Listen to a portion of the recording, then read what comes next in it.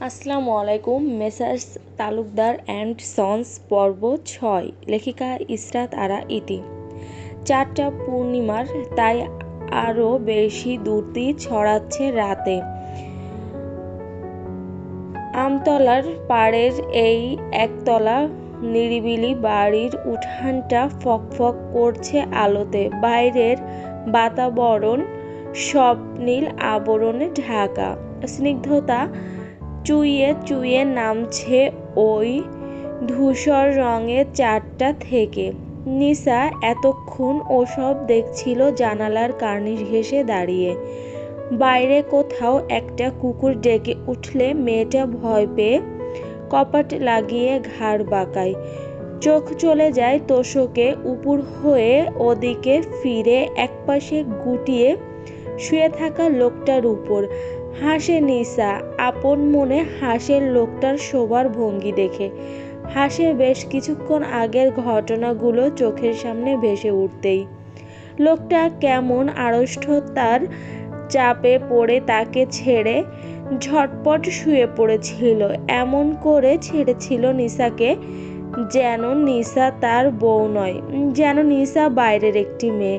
কিছুক্ষণ আগে রিমার সামনে চোখে চোখ রেখে শক্ত গলায় ওসব বলা মানুষটার সাথে এমন সংকোচ মানায় কেন? এই আচরণ যার কোনো মানে নেই। নিসা সব বোঝে। নিসা দেখতে ভোলা ভালা হলেও আদতে তা নয়। ও বুঝে ফেলেছে ওর বয়সটা লোকটাকে খুব ভাবাচ্ছে এখন। এই সংকোচ লোকটার যত দ্রুত কেটে যাবে তত লোকটারই ভালো। নয়তো নিসা এ জীবনে গিয়ে ওই ধামড়া লোককে আশ্বস্ত করে সেধে সেধে প্রেম বিলানোর মেয়েটি নয়। আজ কোমর চেপে ধরেও যেভাবে হাত গুটিয়ে নিয়ে হাঁসফাঁস করতে হয়েছে আজীবন এমনই করতে হবে। পাকা মেয়েদের মতো ধেই ধেই করে বিয়ে করেছে মানে লাজ বিসর্জন দেয়নি নিসা। আবোল তাবোল কত কি যে ভাবছে আর হাসছে মেয়েটা। পরিশেষে হাই তোলার সাথে সাথে উপলব্ধি হলো এখন না ঘুমালে কাল পরীক্ষার হলে গিয়ে ঘুমাতে হবে। বিছানার ওপরে পড়ে থাকা বাটন ফোনটা হাতে তুলে নিয়ে সময় দেখে ভোর 4টা প্রায়। এখন ঘুমিয়ে সকাল 9টায় উঠবে। 5 ঘন্টা যথেষ্ট। এই ফোনটা কিছুক্ষণ আগে তার স্বামী দিয়েছে তাকে। বলেছে ভালো ফোন এসএসসির পরে কিনে দেব। এই 4 মাস বইয়ের পেছনেই চলে যাবে। যোগাযোগের জন্য এটা রাখো, আমার পুরনো বাটন সেট। নিসা তখন চোখ তুলে তাকিয়েছিল। সাদ ভেবেছিল বাটন সেট দেওয়াতে নিসা মাইন্ড করেছে। হুট করে মুখভঙ্গি পাল্টে জড়তা নিয়ে বলেছিল এখন অ্যান্ড্রয়েড সেট চালানোর সময় নয় তোমার। অবশ্য মাঝে সাঝে আমার ফোন থেকে ইউটিউব ঘাঁটতে পারো। কাল এ বাসায় ওয়াইফাই কানেকশন নিয়ে দেব। নিসা ভাবতে ভাবতে আবার হাসলো। চারিপাশ কেমন যেন নীরব, নিস্তব্ধ এবং শান্তিময়। ওর এত নিরাপদ লাগছে কেন জীবনটা?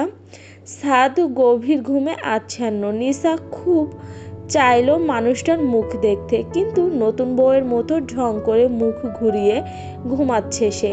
তাই নিসা চুপচাপ শুয়ে পড়ে, দু চোখ বন্ধ করে দৃষ্টিপটে লোকটার মুখ আঁকে। একটা সুন্দর মুখ। মনে মনে বলতে শুরু করে আপনি তখন জানতে চেয়েছিলেন আমি আপনার দিকে ওভাবে কেন তাকাতাম। আমি বলেছি লোকে বলে আপনি ভালো, তাই। এখন আমার তরফ থেকে সত্যিটা শুনবেন। বহুদিন আগে, সেদিন যখন দোকান থেকে স্যানিটারি প্যাড কিনে বেরিয়ে বাজে ছেলেদের টিস শুনে ঘেন্নায় রাস্তায় দাঁড়িয়ে ফ্যাস ফ্যাস করে কেঁদেছি, হঠাৎ শুনলাম একটা লোক ছেলেগুলোকে ধমকালো। ঘুরে দেখলাম একটা গুন্ডা মতো লোক। এই গুন্ডাকে সবসময় দেখি দলের সাথে নিরঞ্জন কাকার চায়ের দোকানে বসে থাকে। পোশাকে বড়লোকের সভ্য শিক্ষিত ছেলে মনে হয়, কিন্তু মুখের গম্ভীরতা বলতো এইমাত্র কাউকে কুপিয়ে এসে বিশ্রাম নিচ্ছে। চেহারায় কি রাগ! সেদিন ওই বাজে ছেলেদের দলপতির কলার ধরে টেনে নিয়ে আদর্শ স্কুলের গেটের সামনে দাঁড় করিয়ে দিল ওই লোকটা। পরপর কিছু সময়ের ব্যবধানে ওকে দুটো চড় মেরে ওর হাতে এক কার্টুন ন্যাপকিনের প্যাকেট ধরিয়ে পাশে সাইনবোর্ড টাঙিয়ে দিল, free sanitary pad service for mother and sister. মিথ্যা করে নিচে লেখা হলো ফ্রম ইউনিসেফ, বিক্রয়ের জন্য নয়।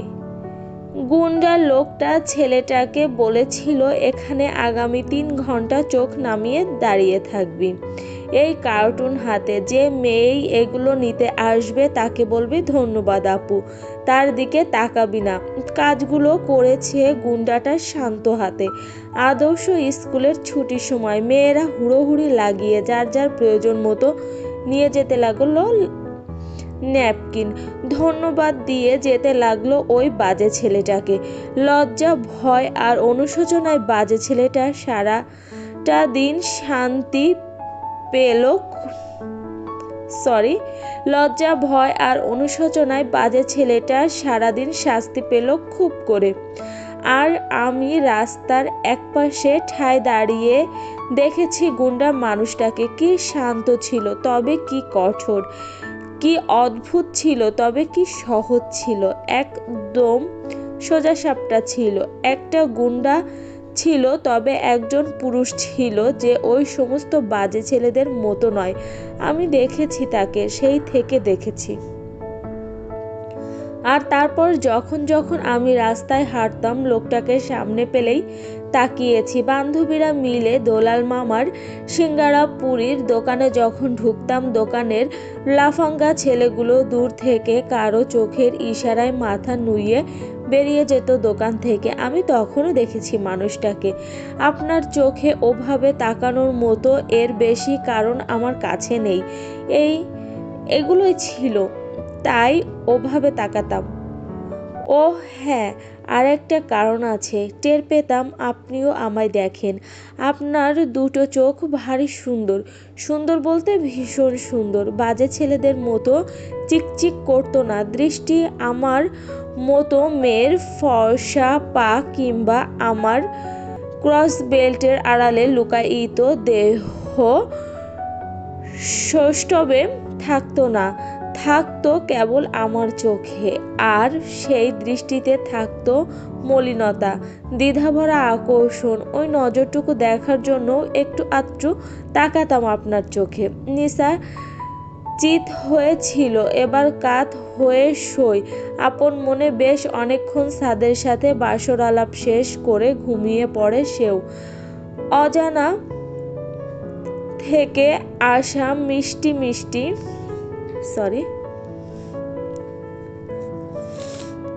জানালা থেকে আসা মিষ্টি মিষ্টি রোদের প্রহারে সামান্য কঘন্টার ঘুমটা ভাঙে সাদের। তবে চোখ মেলে না, কপাল কুঁচকে নেয় শুধু। ঘুমের ঘোরেই কণ্ঠে বিরক্তি ফুটিয়ে বলে ওঠে, ধুর। নিশা চোখ তুলে দেখে সাদকে। ওর হাতে একটা চায়ের কাপ, তাতে পাউরুটি ডুবিয়ে খাচ্ছিল। সময় 9:10। সকাল 8টা নাগাদ এগুলো সুব্রত এসে দিয়ে গিয়েছে। ফ্লাক্স ভর্তি চা, 1 প্যাকেট চয়েস বেকারির তুলতুলে পাউরুটি, দুলাল মামার দোকানের পরোটা আর ডাল, ডিম সেদ্ধ আর কিছু ফল। সুব্রতর মা মিনতি কাকি পাঠিয়েছেন। নিলয় ওদের বাড়ি থেকে দিয়ে গিয়েছে 2টো কাঁথা আর একটা বিছানার চাদর। আফসানা আর মন্দিরা এসে রান্নাঘরের তাকে হাঁড়ি পাতিল সাজিয়ে রেখে গিয়েছে। এই হাঁড়ি পাতিল আফসানার ঢাকায় ব্যাচেলার থাকতো যখন তখন কিনেছিল, এখন কাজে লাগে না, তাই বন্ধুর নতুন সংসারে দিল। এসব সকালের ঘটনা। নিশা ঘুম ভেঙে দরজা খুলেছিল। অল্প সময় ঘুমিয়ে গা ম্যাজম্যাজ করছে। নিশা কাপে চুমুক দেয়। ঠিক তখন সাদ আবার বলে ওঠে, জানালা খুলেছে কে? আম্মু না সিমিন? ভাগ এখান থেকে। পরপর থেমে বলে, কটা বাজে? 7টা বাজে। ডেকে দিও আম্মু। ভাবিকে বলো চা লাগবে না, নিরঞ্জন কাকার দোকানে খাবো। নিশা চোখ নামিয়ে সামান্য হাসে। এবার পরপর সহজ গলায় বলে ওঠে, 7টা 27 বেজেছে, অ্যাসেম্বলি শুরু হয়ে গিয়েছে। চোখ জোড়া তড়িৎ খুলে যায়। ধরফরিয়ে লাফিয়ে উঠে বসে সাদ। চারিপাশের পরিস্থিতি বুঝতে ওর মিনিট 2 লাগে। পরপর চোখ ডোলে নিয়ে অবিশ্বাস্য নজরে দেখে নিসার মুখটা। রোদের ছোঁয়ায় লেগে চকচক করছে হৃষ্টপুষ্ট গাল দুটো। সে গাল ছেয়ে আছে লজ্জায়। লজ্জা তো সাদও পেয়েছে, রোজকার অভ্যাস বলে কথা। তবে এই মেয়েটা তার সাথে মশকরা করেছে, ব্যাপারটা নিতে পারছে না সাদ। ভারী দর্শিত। কে বলে এ ভোলাভালা? 9টা 15 বেজেছে। আমার 10:30টায় হলে থাকতে হবে। সাথে স্কুল ড্রেস আছে, তবে ক্রস বেল্ট নেই।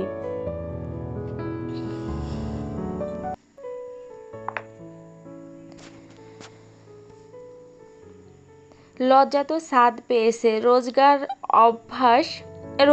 অভ্যাস বলে কথা। তবে এই মেয়েটা তার সাথে মশকরা করেছে, ব্যাপারটা নিতে পারছে না সাদ। ভারী দর্শিত। কে বলে এ ভোলাভালা? 9টা 15 বেজেছে। আমার 10:30টায় হলে থাকতে হবে। সাথে স্কুল ড্রেস আছে, তবে ক্রস বেল্ট নেই। রুবি ম্যাম বকবে খুব সিভিল ড্রেসে গেলে। আমাকে একটু রিন্তুদের বাড়িতে দিয়ে আসবেন আগে ভাগে, কিংবা আমি যাব তবে। মিনমিন করছে নিশা। ওর গলা আটকে আসছে বলতে গিয়ে। সাদের মুখভঙ্গি বেশ কৌতূহলী। তবে কি? আমার কাছে রিক্সা ভাড়া নেই, প্লাস্টিকের ব্যাংকের সব, ওটা আপুর বাড়িতে রেখে এসেছি। সাদ চোখ মেলে মেয়েটিকে দীর্ঘ সময় দেখে। পরপর বিছানা ছেড়ে উঠে আড়মোড়া ভেঙে বলে, হাতের পাউরুটিটা শেষ করো, আমি নিয়ে যাব বাইকে। এগুলো কে এনেছে? সুব্রত। সবাই মিলে। আপনি মুখ হাত ধুয়ে আসুন। টুথপেস্ট, ব্রাশ আর নতুন একটা তোয়ালে কলঘরে রেখে এসেছি আমি, বলেই ব্যস্ত হাতে নিশা পরোটা আর ডাল বাটিতে সাজিয়ে মেঝেতে পাটি পেতে রেখে দেয়। পুরোটা সময় সাদ ওকে চুপচাপ দেখে মুখ হাত ধুয়ে এসে খেতে বসে। পরোটা ছিঁড়তে ছিঁড়তে অস্পষ্ট হাসেও। মনে হচ্ছে তাদের সংসারের বয়স হয়েছে বেশ। অন্তত মেয়েটির আচরণ তাই বলে। এতটাও আশা করেনি সাদ, এতটাও না। রাতে বুক ভরা যে দ্বিধাটুকু ছিল তা পরোটার সাথে গিলে ফেলতে ফেলতে চোরা দৃষ্টি দেয় অদূরে চুল আঁচড়াতে ব্যস্ত রমণীর দিকে। স্কুলের ইউনিফর্মের সবুজ কামিজটা গোলগাল শরীরে দারুণভাবে মানিয়ে যায়। লতার মতো বাঁকানো কোমর, লাস্যময়ী গড়নের পানে মনোযোগ যেতেই সাদ খাওয়া ছেড়ে বসে থাকে, হা করে তাকিয়ে। পরক্ষণেই হাঁসফাঁস করে ওঠে ভেতরটা। ও কোনো মহাপুরুষ নয়। কোনো স্বামীরই মহাপুরুষ হবার প্রয়োজন আছে আদৌ? চোখের সামনে এই অপার্থিব সৌন্দর্যের প্রতিমা দেখে একটু টেনে, একটু ছুঁয়ে, একটু আদর মাখা স্পর্শ বুলিয়ে দেয়া কোনো অপরাধ তো নয় না, কোনো অশোভন কাজ বিয়ের প্রথম সকালেই। তবে ও পারছে না কেন? কিন্তু যখন মেয়েটাকে বাচ্চাদের মতো দুটো বেনি করতে দেখলো, আবার নিজের মনের জেগে ওঠা ব্যাকুলতা গুটিয়ে নিয়ে সাদ চোখ নামালো। ও বুঝলো ও কেন পারছে না। এই বেনি দুটো ওকে সতর্ক করছে, খবরদার সাদ, স্কুল স্টুডেন্ট, তোর লজ্জা থাকা উচিত। এ পর্যন্ত যা করেছিস এনাফ, এবার রয়ে সয়ে। তবে পরক্ষণে আবার চোখ তুলতে হলো তাকে। নিসা মুখে চবর্গীয় শব্দ উচ্চারণ করে তাড়াহুড়োতে নিজের বেনি খুলছে। এটা সবসময় হয়, তাড়াহুড়ো করলেই সেটা ঘেঁটে ঘ হয়ে যায়। তাই নিসা ঠিক করলো আজ খোঁপা করবে। দু হাতের দক্ষতায় নিজের মধ্যে একটা খোঁপা করে নিল। স্কুল ড্রেসের সাথে বেমানান যদিও। সাত খাওয়া বাদ রেখে নতুন বউয়ের সাজগোজ দেখে চলেছে শুধু নির্লজ্জের মতো। বেনি যখন খোঁপায় রূপান্তরিত হলো, কিশোরীর পাল্টে যাওয়া তরুণীর রূপটা দেখে সাদ মনে মনে বলে, হ্যাঁ, এভাবেই বড় হও। বেনি রেখে খোঁপা ধরো, ঠিক এভাবেই আরেকটু বড় হও। সকাল 9টা বেজে 48 মিনিট। সপ্তাহের 6টা দিন। এর সময়টা সাউকির শ্বাস নেওয়ার ফুসরত টুকু থাকে না। দিনের এই সময়টায় কাস্টমার বেশি থাকে, কলেজ পড়ুয়া কাস্টমার সব। আজ থেকে 1 বছর আগে সাউকি এই তালুকদার কসমেটিকে বসেছে অসীম তালুকদারকে খুশি করে তার সাথে নড়বড়ে সম্পর্কটা খানিকটা মজবুত করতে। পাশাপাশি সে বরগুনা সরকারি কলেজেই ম্যানেজমেন্ট বিভাগে 4th ইয়ারে আছে। আগের সাউকির সাথে এই সাউকির কোনো মিল নেই। এই সাউকি পড়াশোনা ও দোকানদারি কাজ একসাথে 2 হাতে সামলায়। বাড়ির পরিস্থিতি থমথমে, ঠিক রাতের মতো। সকালের নাস্তাটা কোনোমতে মুখে দিয়ে বেরিয়েছিল ও। আজ দোকানদারিতে মন নেই, তবুও মাঝে মাঝে বাইরের দিকে তাকিয়ে নির্লিপ্ত গলায় বলে উঠছে, আপু কি লাগবে? জবাব আসছে, ভাই কিছু লাগবে না তো, এত ডাকেন কেন, অসহ্য। বরাবরের মতো অপমান গায়ে না মেখে সাউকি টিভির স্ক্রিনে তাকিয়ে আছে। তবে সে টিভি দেখছে না, বন্ধ টিভির স্ক্রিনে নিজের অস্পষ্ট ফুটে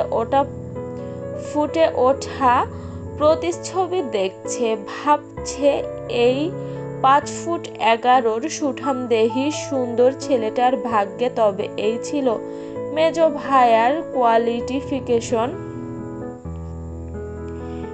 ভাইয়ার কোয়ালিফিকেশন তো তাও ভালো, একটা বেশ ভালো চাকরি পেয়ে গেলেও যেতে পারে, কিন্তু তার কপালে এই দোকানদারি লেখা আছে। আব্বু কখনোই বহুমুখী ব্যবসার মালিকানা অন্তত জীবদ্দশায় ছেলেদের হাতে দেবেন না, কখনোই না। আব্বু ভিন্ন ধাতুতে গড়া। ইন্টারমিডিয়েটে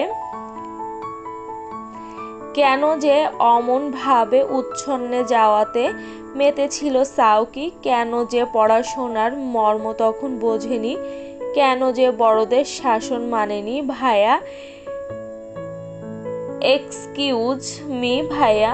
হ্যাঁ বুঝেছি, আপনাদের কিছু লাগবে না, সরি টাকার জন্য, এবার যান।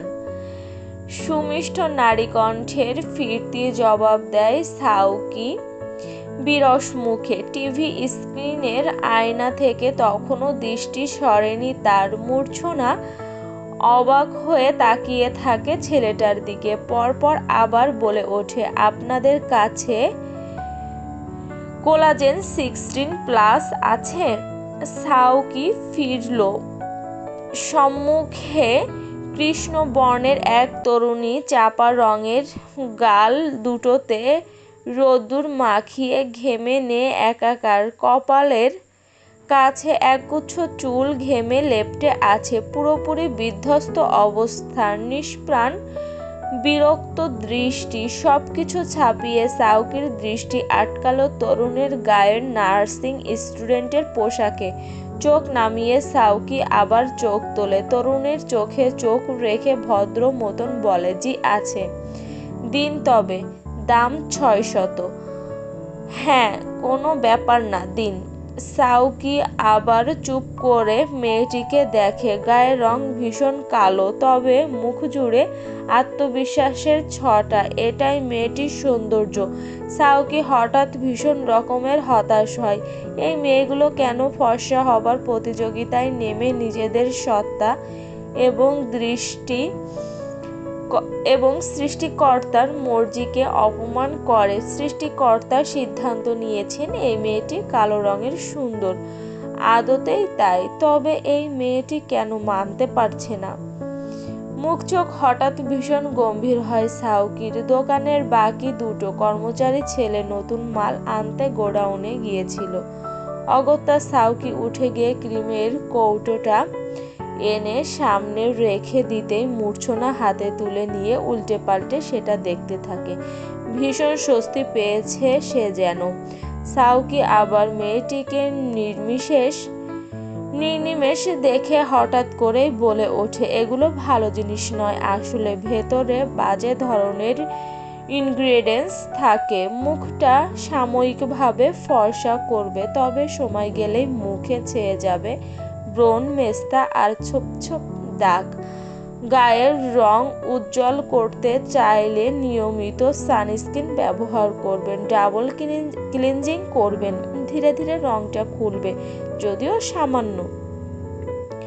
মূর্ছনা অবাক চোখ তুলে তার সামনে দাঁড়িয়ে থাকা ফর্সা রঙের অতি সুদর্শন ছেলেটাকে দেখে। সাউকি বলে, বেশ ভালো মানের সানস্ক্রিন আছে একটা, দেব? সাথে ক্লিনজিং অয়েল আর ময়শ্চারাইজার।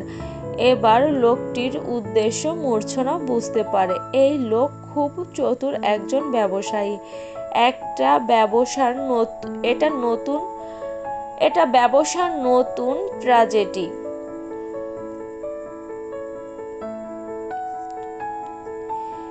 একটা পণ্যের দুর্নাম করে খদ্দেরের হাতে বেশি দামের পণ্য ধরিয়ে দেওয়ার কৌশল সম্পর্কে মূর্ছনা অবগত।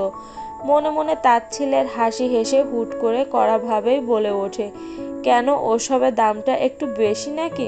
জি, তাই দাম বেশি, কিন্তু অল্প ফর্সা করবে কেন? এই ক্রিমগুলোর মতো ছাল চামড়া তুলে কাগজ সাদা কেন করবে না? সাউকি বলে, বেশি ফর্সা হবার কি দরকার, একটু উজ্জ্বল স্কিন সুন্দর থাকবে, এটাই তো এনাফ। মূর্ছনার রাগ বাড়ছে লোকটার উপর অযথায়। মনে পড়ে যাচ্ছে কালো হবার দরুন ছোট থেকে কি যন্ত্রণাটা সে ভোগ করে এসেছে। বুক ভরা বিতৃষ্ণা নিয়ে বলে, একটু উজ্জ্বল, একটু স্কিন সুন্দর হতেই বা হবে কেন? এই যে আমি কুচকুচে কালো, আমি কি মানুষ নই? সাউকি হতবাক হয়ে কর্কশ মেয়েটিকে দেখছে। তার মুখটা হা হয়ে গিয়েছে। এই মেয়ে পাগল নাকি? নিজেই তো এসেছিল ফর্সা হবার ক্রিম কিনতে, নিশ্চয়ই সকালে খেয়ে আসেনি, তাই বেহুদা ঝগড়া লাগাতে চাইছে। সাউকি শান্ত। মেয়ে মানুষের সাথে ঝগড়া করার ছেলে সে নয়। ঠান্ডা গলায় কিছু বলতে যাবে তার আগেই মূর্ছনা দাঁতে দাঁত চেপে বলল, আদার ব্যাপারে চুপচাপ আদা দিন। আদার 5টি ক্ষতিকর দিক বলে কাঁচকলা ধরিয়ে দিতে হবে না। থমথমে সাউকির মুখ। পরপর ক্রিমের কৌটোটা প্যাক করে দিয়ে বলে, আপু আর কিছু? স্যানিটারি প্যাড লাগবে, সেনোরা দিবেন। চোখ মুখ বুজে আসে আবার সাউকির। এই 1 বছরে এই একটা ব্যাপারেই তার সংকোচ কখনো কাটেনি। প্রতিবার লজ্জা পেয়ে মাথা নুইয়ে নেয়। নিন আপু, 720 টাকা দিন। আর ক্রিমটার সাইড এফেক্ট হতে শুরু করলে আমাদের জানাবেন, কোম্পানিকেও ইনফর্ম করতে হবে। প্যাকেটটা ব্যাগে ভরে নিতে নিতে ব্যস্ত গলায় মূর্ছনা বেরিয়ে যায়। সাউকি শ্বাস ফেলে অস্ফুটে বলে, কি ইন টেম্পার্ড মেয়ে রে বাবা! এই হচ্ছে একটা টিপিক্যাল দোকানদারের জীবন, যে জীবন সাউকি বেঁচেছিল পড়াশোনা না করে। ভাইয়া বাড়ি চলো। সিমিন রিকশা থেকে নেমেই চেঁচাতে চেঁচাতে ছুটে ঢুকলো দোকানে। সাউকির শুকনো মলিন মুখটা দেখে বলল, কি হলো আবার, এখানে কি হলো? সাউকি বোনকে খুলে বলে, কিছুক্ষণ আগের ঘটনা।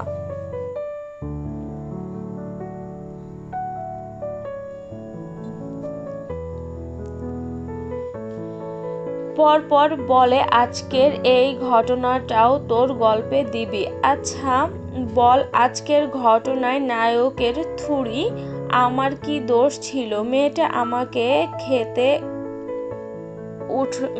আমার উপর ক্ষেপে উঠলো কেন? সিমিন মিনিট খানেক চোখ বড় বড় করে তাকিয়ে থেকে হঠাৎ ঠোঁট ছড়িয়ে হেসে বলল, আইডিয়া? কি আইডিয়া? গল্পের নায়িকা পেয়েছি। মানে মানে গল্পের নায়িকার সাথে নায়কের কিভাবে দেখা হবে সেই আইডিয়া পেয়েছি। নায়িকা থাকবে কালো, সে নায়কের দোকানে ফর্সা হবার ক্রিম কিনতে যাবে। জোস জোস জোস, ভেরি ইউনিক আর বাস্তবসম্মত একটা প্রথম পরিচয়। পাঠক খুব খাবে, কেউ সিনেম্যাটিক বলে সমালোচনা করবে না। নয়তো তুই ভাব ভাইয়া, গল্পের নায়ক কসমেটিকের দোকানদার, সে যদি গুন্ডাদের হাত থেকে নায়িকাকে উদ্ধারের মাধ্যমে প্রথম পরিচয় ঘটায়, নায়িকার সাথে সেটা আদৌ যায়? সাউকি অবাক চোখে বোনের দিকে তাকিয়ে আছে। মানে গল্পের নায়িকা ওই মেয়ে? অমন চরিত্র। তবে একটা প্রবলেম। কি? আরে মামি, আমার গল্পের পাঠক এই নায়িকাকে পড়লে বারবার এসে আমার মাথা খাবে, বলবে তুই এমন সুন্দর একটি ছেলের নায়িকা কালো।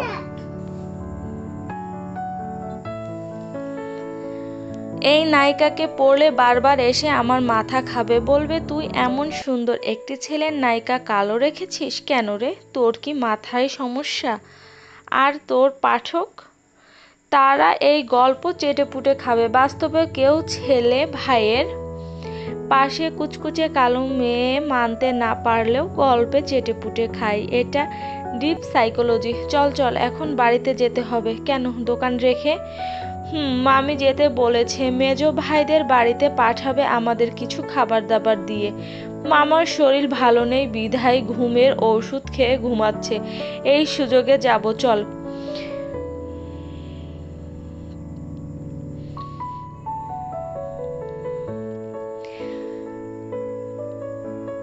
স্ক্রিনে শাহেদের মুখটা উঠতেই নাফিয়া হেসে ফেলল।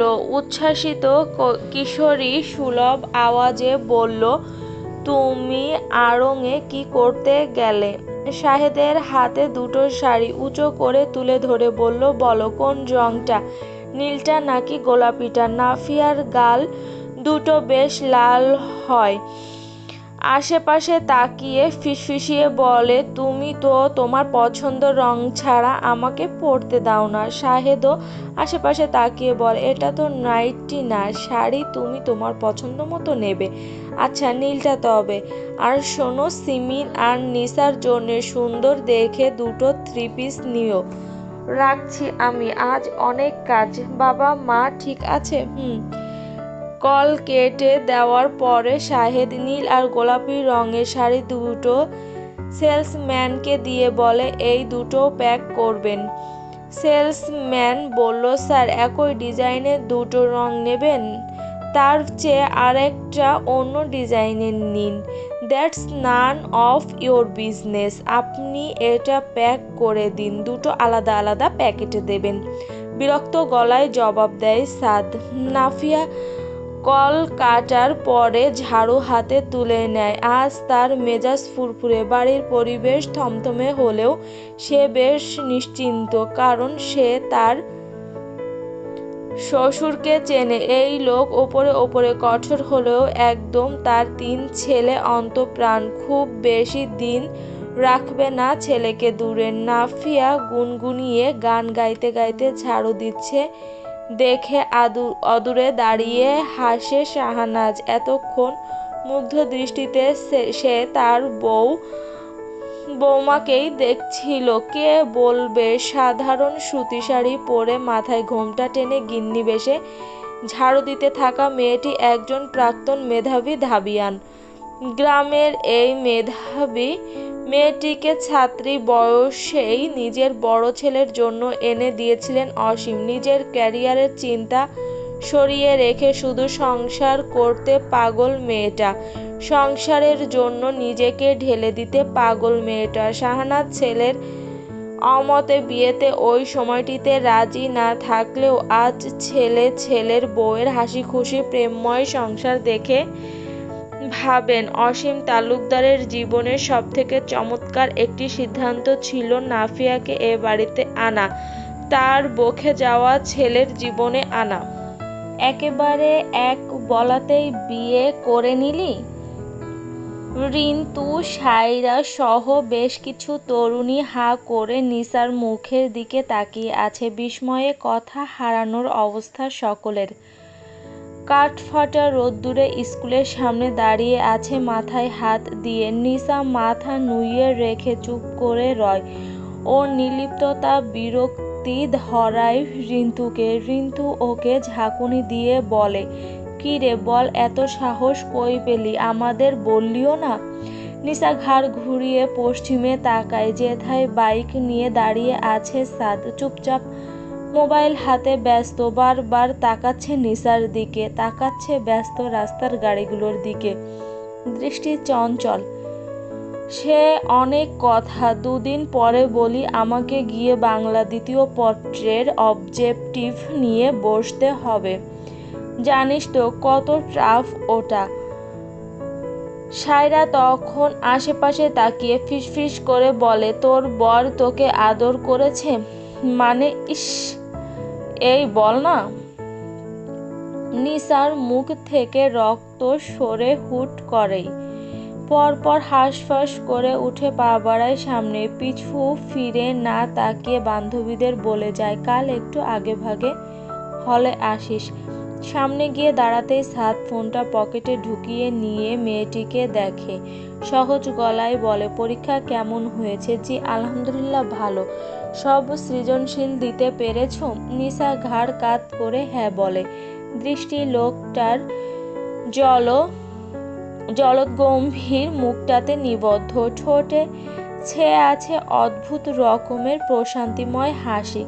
কিছু লোকজন শুধু শুধু এই লোকটাকে ভয় কেন পায় নিসা বোঝে না। এত সহজ একজন পুরুষকে কিসের ভয়?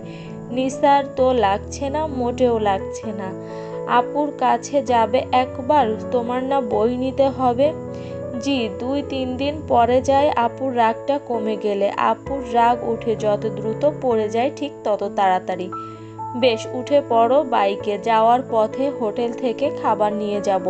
তোমার পরীক্ষার কদিন বাইরের খাবার খাবো আর তারপর। একটু থামলো সাদ, ইতস্তত করে বলল, আচ্ছা তুমি রাঁধতে পারো? দু চোখ ভরা কৌতূহল সাদের। বউয়ের রান্না জানার ওপর সংসারের সুখ অনেকাংশে নির্ভরশীল।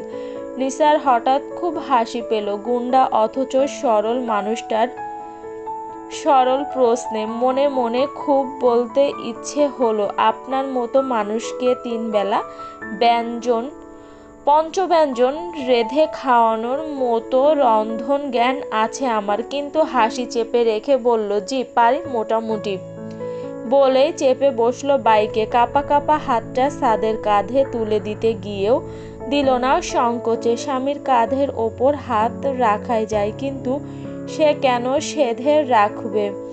সে নতুন বউ, তার স্বামীর কি উচিত নয় তাকে এটা বলা? লোকটা তো বলে না, তাই যেচে কেন নির্লজ্জ হবে নিসা? সাদ বাইকের চাবি দিয়ে মিনিট খানেক বসে থাকে। একবার চোরা দৃষ্টি ফেলে ডান কাঁধটা খালি। কি করা উচিত? নিচু গলায় বলে ওঠে, ইয়ে মানে তোমার বাইকে ওঠার অভ্যাস নেই বোধ হয়, তার ওপর হেলমেট নেই, যে কোনো সময় একটা অ্যাক্সিডেন্ট। জি তবে কি করব? তো ধরে বসো, মিনমিনিয়ে জবাব সাদের। এপাশে নিসা দাঁত বের করে দিব্যি হাসি হেসে চুপচাপ হাত তুলে দেয় কাঁধে। বাইক স্টার্ট হয়। গার্লস স্কুল এরিয়া পেরিয়ে আমতলার পাড়ে যেতে যেতে নিসাও চলে যায় অন্যরকম একটা ঘোরে। এই শক্ত কাঠটা ছুঁয়ে তার ঘাম ছুটেছে, শরীর এলিয়ে আসছে। বারান্দার দরজার কাছটাতে দাঁড়িয়ে নিচতলার পশ্চিমের কক্ষটিতে সতর্ক দৃষ্টি স্থির রেখেছে সাউকি। ও দাঁড়িয়ে আছে রান্নাঘরের দরজার আড়াল করে, বিপদের পূর্বাভাস পেলেই যাতে ওপাশে সিগন্যাল দিয়ে দিতে পারে। শাহনাজের ঘাম ছুটে যাচ্ছে। সাংসারিক জীবনে এসব চুরি চামারি তো দূরে থাক, স্বামীকে অবমাননা করে একটা মিথ্যা কথা অবধি বলেনি সে। আজ এইভাবে স্বামীর সাথে লুকোচুরি খেলতে হচ্ছে ছেলের জন্য। নাফিয়া আর সিমিন তাড়াহুড়ো করে রান্না করা গরু, হাঁস, কবুতরের মাংস টিফিন ক্যারিয়ার বক্সে ভরছে। সাথে রয়েছে 5 রকমের মাছ, পোলাও। এগুলো সব নিয়ে যাবে সাদদের জন্য। শাহনাজ ফিসফিস করে বলছে, আর বাকি বক্সগুলো তালুকদার কনফেকশনারির ডিপ ফ্রিজে রেখে দিয়ে যাবে। সাদকে বলবে ওখান থেকে প্রয়োজন মতো নিয়ে খেতে। আমি বক্সের নাম্বার দিয়ে রেখেছি। মেয়েটির নির্বাচনী পরীক্ষা, রান্নাবান্না পারে কিনা কে জানে। ওই সিনেমার মতো ডিম ভাজি আর ডাল দিয়ে খেয়ে সুখী সংসার হয় না। আর বালা দুটো নিয়ে হাতে পরিয়ে দেবে। বউ মানুষ হাত খালি রাখা ঠিক না, দেখবে নাকে ফুটো করা আছে নাকি। এরপর তবে নাকফুল পাঠাবো আর চেইনটা গলায় পরিয়ে দেবে। নাফিয়া হেসে শাশুড়িকে টেনে একপাশে বসিয়ে দিয়ে বলে, জি আম্মা, সব বুঝেছি, আপনি আগে ঠান্ডা হয়ে বসুন তো। শাহনাজ পুত্রবধূর হাত ধরে হঠাৎ কাঁদে। গত রাত থেকে ছেলে আর তার বউ কি খেয়েছে, কিভাবে মেঝেতে শুধুমাত্র একটা তোষকে ঘুমিয়েছে ভেবেই আতকে উঠছে শাহনাজ। এত সব সুব্রতকে কল করে জেনেছে সে তো জানে তার সাদ শক্তপোক্ত বেটা মানুষ হলেও নরম গদিতে ঘুমানোর ছেলে। সে কিভাবে মানিয়ে নেবে এই জীবন? এসব কথা কেঁদে কেঁদে হঠাৎ বলে ওঠেন শাহনাজ। সাউকি অদূর থেকে ফিসফিসিয়ে জবাব দেয়, একটু আস্তে বলো আম্মু, আবার তোমার স্বামীটা শুনে ফেললে তেড়ে এসে বলবে, কেন শানু, তোমার মেজো ছেলের নরম গদিতে শুয়ে অভ্যাস, কথা কেন বলছো? সে তো মাসের মধ্যে 2 বার থানায় গিয়ে শক্ত মেঝেতে ঘুমিয়ে আসা লোক। তার অভ্যাস আছে, চিন্তা করো না। শাহনাজ চোখ মুছে মুখ শক্ত করে ফেলে। সাউকিকে ধমকে বলে, যা তো তুই, ফাজলামি ভালো লাগছে না এখন। সাউকির হঠাৎ ফোনটাও বেজে উঠল। ফোনটা নিয়ে উঠে গেল দোতলায়। দেখে যায়নি ততক্ষণে ওখানে এসে দাঁড়িয়েছেন অসীম তালুকদার। অবাক চোখে কিছুক্ষণ রান্নাঘরের দরজায় উঁকি মেরে স্ত্রী আর পুত্রবধূর কাণ্ড দেখেন দাঁড়িয়ে দাঁড়িয়ে নিঃশব্দে। পরপর ঘুরে ধীর পায়ে হেঁটে নিজের কামরায় গিয়ে বিছানায় শুয়ে পড়ে। বুজিয়ে ফেলে চোখ, কঠিন গোমরা মুখটা। হঠাৎ হাসতে লাগলেন, মুচকি হাসি। চোরদের চুরি করতে দিয়ে তার ভালো লাগছে। ভার হওয়া বুকটা এখন একটু হালকা লাগছে। সাদ দরজা খুলতেই সাউকি, নাফিয়া আর সিমিন ঝাঁপিয়ে পড়ল ওর ওপর। সাদ আর নিসা মাত্রই খেতে বসেছিল। এভাবে অতর্কিত হামলায় চমকায় সাদ। ভাবির দিকে তাকিয়ে বলে, তোমরা কেন? তোমার শ্বশুর আসতে দিলেন? নিসা সাউকিকে দেখে ওড়না দিয়ে ঘোমটা টেনেছিল মাথায়। ডাগর ডাগর চোখ দুটো মেলে যা দেবর আর ননদকে দেখছে সে। নাফিয়া হেসে ঝুঁকে বলে, ওর কাছে পাটির ওপর থেকে হোটেলের ভাত মাংস সরিয়ে শাহনাজের রান্না করা খাবার সাজিয়ে দিয়ে বলে, আম্মা খেতে বলেছেন, বাকি অনেক কিছু তালুকদার কনফেকশনারির ডিপ ফ্রিজে রেখে এসেছি, আসার পথে এনে গরম করে খেও। শাশুড়ির হাতের রান্না শুনেই ভীষণ খুশি হয়ে যায় নিসা। খুব জড়তা নিয়ে সাদের দিকে তাকাতেই সাদ ইশারা করে খেতে। নিসা হাত বাড়িয়ে হাঁসের মাংসটা আগে নেয়, ওটা তার ভীষণ পছন্দের। সাদ কিছুক্ষণ দাঁড়িয়ে নিসাকে দেখে নিজেও বসে পড়ে। এদিকে সাউকি আর সিমিন ঘুরে ঘুরে বাড়ির ভেতরটা দেখছে। একটা কাপলের জন্য মোটামুটি বড় বাড়ি, তবে আসবাব নেই। নাফিয়া ঘরটাকে ঝাড়পোছ করে আরো এক দফা চিল্লিয়ে বলে, আজ বিকেলে বরিশাল যাব আমি, 2 দিন পরে ফিরবো। কোনো অসুবিধা হলে চুপি চুপি কল করবে, আমি বরিশাল থেকেই কলকাঠি নাড়ব। সাদ বলে, বরিশাল কেন? তোমার না 15 তারিখ যাওয়ার কথা। আরে মাথা ব্যথার জন্য যে ডাক্তার দেখিয়েছিলাম তার সাথে আজ সন্ধ্যায় অ্যাপয়েন্টমেন্ট আছে, ভুলেই গিয়েছিলাম। তোমার ভাইকে জানাইনি। খবরদার কেউ জানাবে না, গিয়ে সারপ্রাইজ দেব ব্যাটাকে। বলতে বলতেই নাফিয়া বাচ্চাদের মতো হাসে। খাওয়া শেষ করে সাদ উঠে বারান্দায় চলে যায়। নাফিয়া গিয়ে প্লেট গুছিয়ে নিসার হাত ধরে তোশকে বসিয়ে মেয়েটাকে খুব মনোযোগে দেখে। পরপর সে নিজেই ভারী লজ্জা পায়। এতটুকু মেয়ের কাছে আর কি বা জানতে চাইবে, সেটা শোভন নয়। তবুও ইনিয়ে বিনিয়ে বলে, সব ঠিকঠাক। নিসা চোখ নামিয়ে মাথা নাড়ায়। নাফিয়া তখন ওর কানের কাছে মুখ নিয়ে বলে, কোনো অসুবিধা, কোনো প্রশ্ন, কোনো সাহায্য লাগলে আমাকে কল করবে সাদের নাম্বার থেকে। আমি তোমার বড় আপুর মতো, কেমন? বলেই নাফিয়া তার শাশুড়ির দেয়া বালা দুটো নাফিয়ার গোল গোল হাত দুটোতে পরিয়ে উঠে দাঁড়ায়। সে একটু তাড়াহুড়োতে আছে, বাস স্ট্যান্ডে যেতে হবে এখান থেকে। দরজায় মুখোমুখি হয় সাদের। সাদ এতক্ষণ দেখছিল নাফিয়াকে নিসার কানে কিছু একটা বলতে। বয়সে নাফিয়া সাদের চেয়ে কয়েক মাসের ছোট। ভাবি দেবর সুলভ ফাজলামির সম্পর্ক ওদের কখনোই ছিল না। সাদ হঠাৎ বলে, কি বলছো ওর কানে? নাফিয়া হেসে ফেলে, কি বলেছি? কুবুদ্ধি দিয়েছ আই থিঙ্ক। তাই নাকি? তা কি ধরনের কুবুদ্ধি? ওই তো জায়েরা যাদের আর কি, ওই তো জায়েরা যা দেয় আর কি।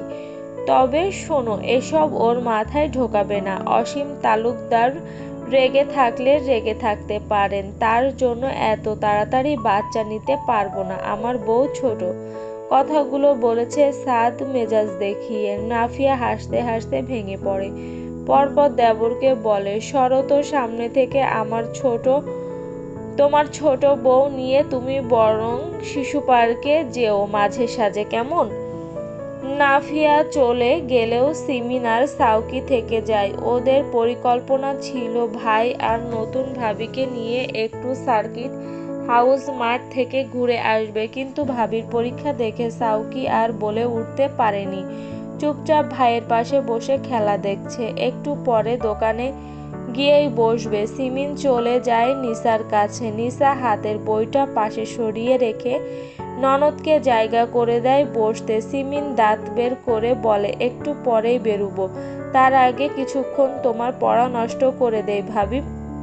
তোমার ননদ বলে কথা। নিসা হেসে প্রশ্রয় দেয় সিমিনকে। সিমিন আলাপ জুড়ে দেয় রাজ্যের, সবটাই তার 3 ভাইকে নিয়ে, মামা মামি আর ভাবিকে নিয়ে। স্বভাবে বড্ড বাচাল সিমিন। বলতে বলতে এক সময় বিরস মুখে বলে ওঠে, মামা আবার তার 3 ছেলের উপরে আগে থেকেই টুকটাক নারাজ কিনা, তাই কেউ কিছু করে পার পাচ্ছে না, নয়তো বাড়ি থেকে বের করে দেওয়ার মতো কোনো অপরাধ মেঝো ভায়া করেনি। নিসা থমথমে গলায় বলল, 3 ছেলের উপরেই নারাজ? কেন? সিমিন এগিয়ে বসে বিষণ্ণ গলায় বলতে শুরু করে, তুমি তো ভাবি এখন আমাদের লোক, তোমাকে বললে সমস্যা নেই। শোনো, বড় ভাইয়া থেকে শুরু করি। ছাত্র বয়সে বড় ভাইয়া ছিল তুখোড় মেধাবী এক ছেলে। মেডিকেল অথবা ইঞ্জিনিয়ারিং লাইনে অবশ্য ইচ্ছে করেই যায়নি, তার ইচ্ছে ছিল শিক্ষকতা করা। ভীষণ পড়ুয়া এই লোকটা হঠাৎ একটা মেয়ের সাথে সম্পর্কে জড়িয়ে পড়ে। মেয়েটা হিন্দু ধর্মের। মেয়েটির প্রেমে পাগল হয়ে গিয়েছিল ভাইয়া, প্রচণ্ড ভালোবেসে ফেলেছিল। এ কথা বাড়িতে জানাজানি হলে বিশাল ঝামেলা হয়। ভাইয়া একবার ওই মেয়ের জন্য সুইসাইড করতে গিয়েছিল।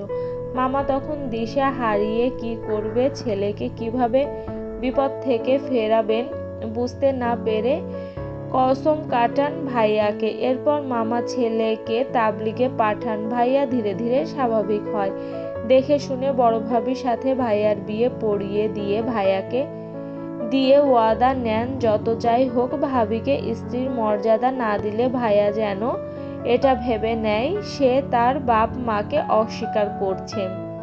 কিন্তু ওসব ওয়াদা টোয়াদা কোনো কিছু করেনি জানো। ভাবি মানুষটাই এতটা চমৎকার, স্বামীর প্রতি অনুগত্য, ভালোবাসা, বাধ্যতা, সম্মান দেখিয়ে ঠিক ভাইয়াকে নিজের করে নিয়েছে। এখন তো ভাইয়া ভাবি বলতে পাগল। ভাবি অবশ্য বিয়ের পরে এসব শুনে একটু ভেঙে পড়েছিল শুরুতে, পরে ধৈর্য ধরে ঠিকই স্বামীর মনের মধ্যে ঢুকেছে একটু একটু করে।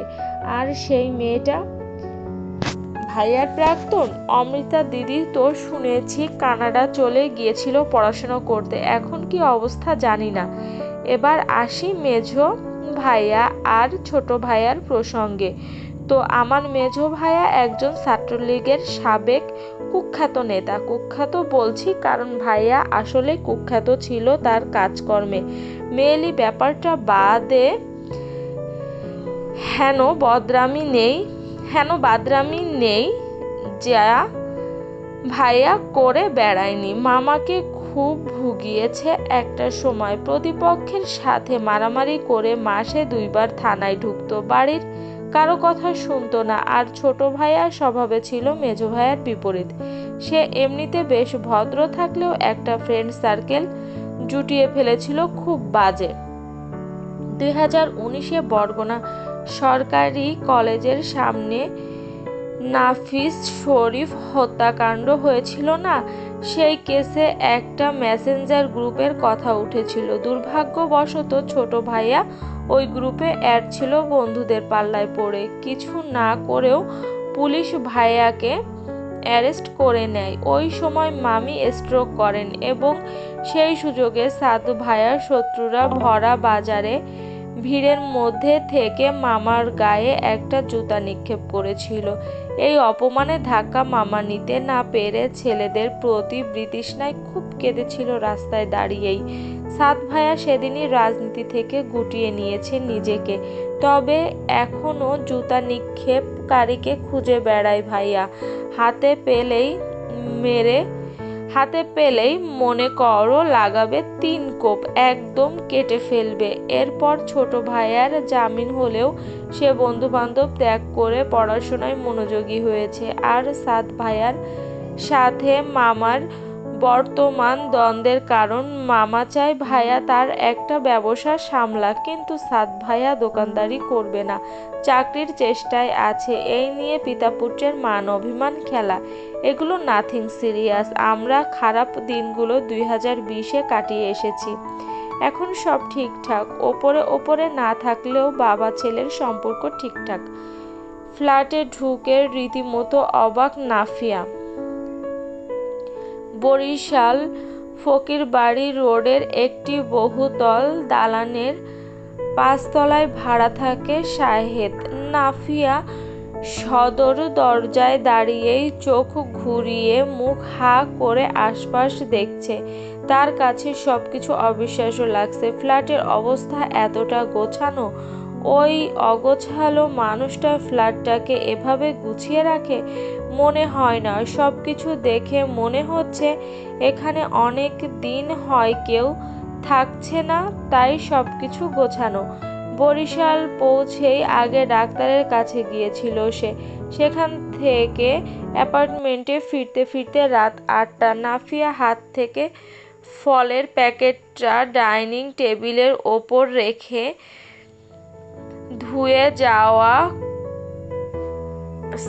খুলে যাওয়া খোপাটা আবার ভালো করে লাগিয়ে এগিয়ে গিয়ে ফ্রিজ খোলে। ফ্রিজ খুলেও তাজ্জব নাফিয়ার। সেবার ডাক্তার দেখাতে এসে 2 হালি ডিম দেখে গিয়েছিল, তা এখনো ফ্রিজে পড়ে আছে। শুকনো আপেল, নাশপাতি, সব আগেরগুলোই। শ্বাস ফেলে নাফিয়া বিরক্তিতে। মানুষটা একটু ফল খেতে চায় না। রান্নাঘরে গিয়ে দেখে হাঁড়ি-পাতিল সব সুন্দর করেই রাখা। এই রান্নাঘরে রান্না হয় বলে নাফিয়ার মনে হয় না। তবে লোকটা কোথায় খায়? অদ্ভুত লাগছে নাফিয়ার। গিয়ে ডিপ ফ্রিজ খুলে দ্রুত 1 পোটলা গরুর গোশত নামিয়ে ভিজিয়ে রেখে গায়ের দামি শাড়িটা পাল্টে সুতি শাড়ি পরে নেয়। একদম গিন্নি রূপে ফিরে ঝটপট রান্নাটা সেরে ফেলে।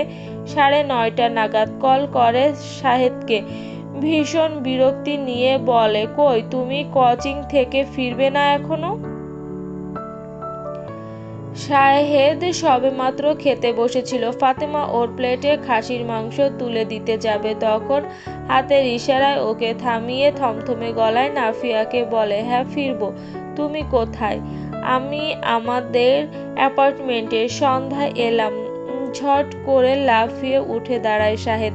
অস্থির শ্বাস ফেলে দ্রুত দ্রুত হাত ধুয়ে নিয়ে বলে, সোনা আমি আমার এক কলিগের বাসায়, বুঝলে, এক্ষুনি আসছি। বলেই কল কেটে শাহেদ শার্ট প্যান্ট পরে নেয়। ফাতেমা একবার থমথমে গলায় বলল, খেয়ে যাও অন্তত।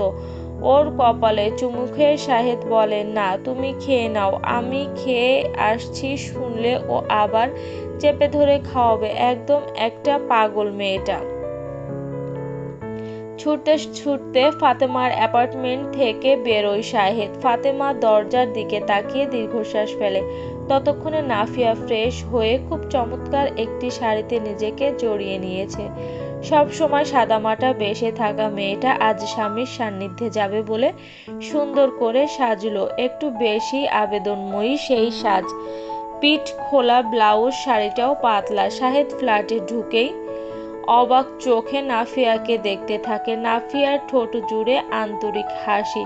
ছুটে এসে স্বামীকে জড়িয়ে ধরে খুব শক্ত করে। পরপর শ্বাস টেনে বলে, পারফিউম চেঞ্জ করেছো? এটার স্মেল সুন্দর। শাহেদ নিজের অস্বস্তি লুকাতে অপারগ। নাফিয়া তাকিয়ে বলে, এমন লাগছে কেন তোমাকে? চুরি করে এলে নাকি? শাহেদ শুকনো হেসে নাফিয়ার মাথায় হাত বুলিয়ে ছোট একটা চুমু খায় ওর ঠোঁটে। নাফিয়া লজ্জা পেয়ে শাহেদের টাই খোলে। মেয়েটার সমস্ত মুখের নিষ্পাপ আভাস শাহেদের ভেতরটা নাড়িয়ে দিতে চাচ্ছে যেন। চোখ নামায় শাহেদ শক্ত হয়ে দাঁড়িয়ে থাকে। নাফিয়া স্বামীর এহেন আচরণ দেখে যার পনায় অবাক, বলে, স্ট্রেস বেশি গিয়েছে আজ, মেজাজ এজন্য খারাপ? মাথা নামিয়ে হ্যাঁ বলতে চাইল শাহেদ। নাফিয়া ওর সামনে ঘনিষ্ঠ হয়ে দাঁড়িয়ে তৎক্ষণাৎ দুষ্টুমি ভরা হাসি দিয়ে গলা জড়িয়ে ধরল শাহেদের।